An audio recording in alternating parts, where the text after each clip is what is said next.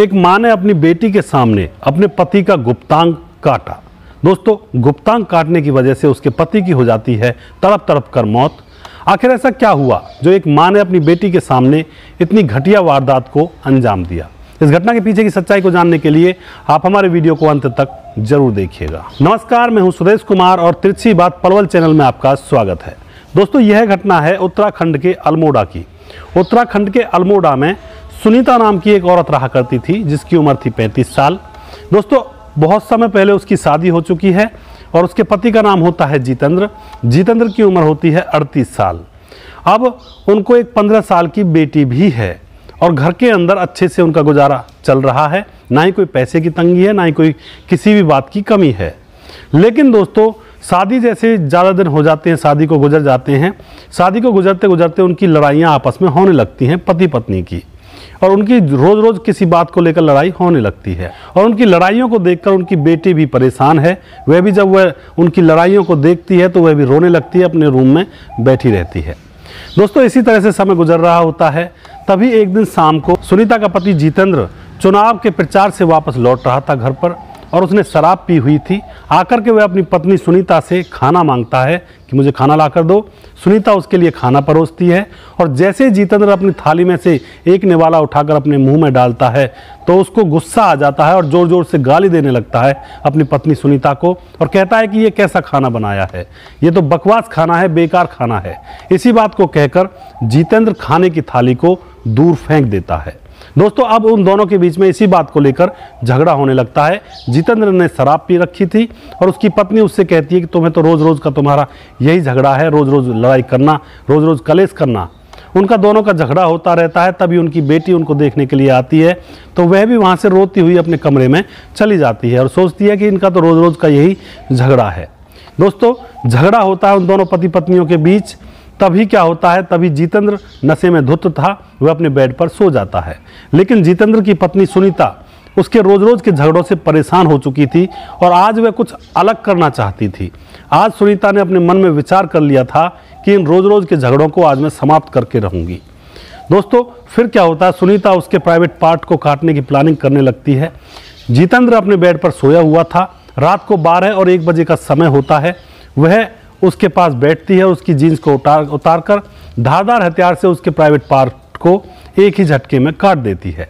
जैसे जितेंद्र का private part काटा जाता है वह जोर जोर से चिल्लाने लगता है, चीखने लगता है। तभी वह उसकी गर्दन को दबा लेती है और जैसे जितेंद्र चीखता है तो उसकी बेटी अपने कमरे से बाहर आती है और देखती है कि माँ उसके पिताजी को मार रही होती है। उसकी माँ उसके पिताजी की गर्दन को दबा करके, उसको मार करके और फिर फांसी का फंदा बना करके उसको फांसी पर लटका देती है। कस तो जितेंद्र का खून बह चुका था और कुछ फांसी के फंदे पर वह लटका हुआ था। देखते ही देखते तड़प तड़प कर उसकी जान निकल जाती है।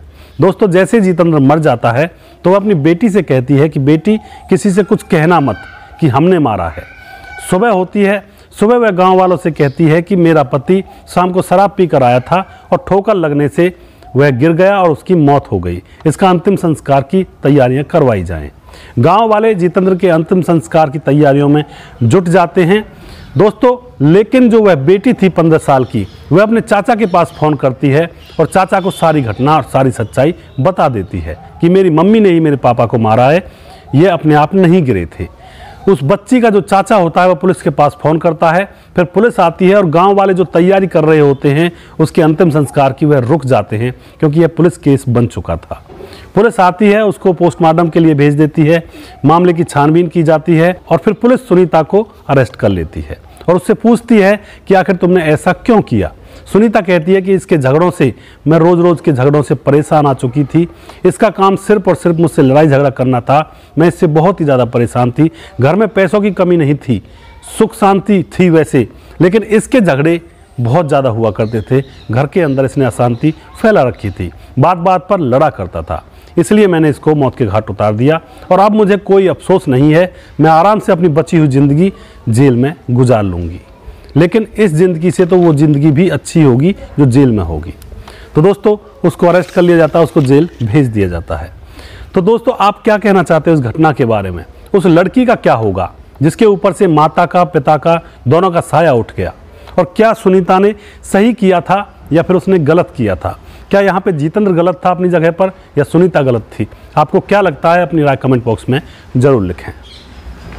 दोस्तों, ऐसी घटनाओं के ऊपर मैं वीडियोज़ बनाकर लेकर आता हूँ अपने चैनल तिरछी बात पर, और मैं उम्मीद यही करता हूँ कि आपको इन घटनाओं से कुछ ना कुछ सीखने को अवश्य मिलता होगा।